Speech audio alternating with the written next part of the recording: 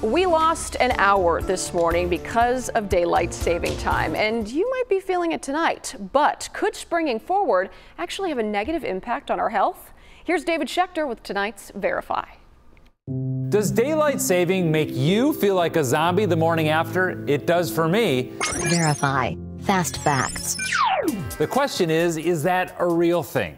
Can daylight saving actually affect your health? There's actually lots of high-quality research out there on this topic, so I'm looking at that. And I'm talking to Dr. Aaron Pierce, a certified sleep doctor at Baylor Scott & White Sleep Lab. Can daylight saving affect our health? Yes, it has. Sleep deprivation has negative effects on our health. Let's start with heart attacks.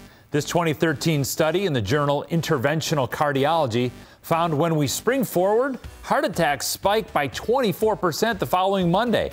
Then there's stroke. Here's a report from the American Academy of Neurology from 2016. It found an 8% increase of strokes in the 2 days after daylight saving. For people over 65, the increase is 20%.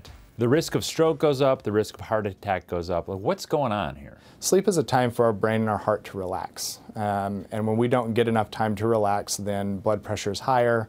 That puts, again, more stress on the heart, puts you at more risk for heart attacks, more risk for strokes. And the hits just keep on coming. Let's talk about fatal accidents. In 1999, researchers at Johns Hopkins found there was a significant increase in accidents for the Monday immediately following the spring shift.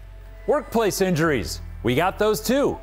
A paper in the Journal of Applied Psychology from 2009 found workers sustain more workplace injuries and injuries of greater severity.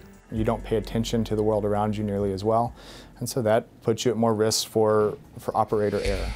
So can daylight saving affect your health? The answer is a slam dunk yes. So be careful out there. If you've got something you want verified, send me an email.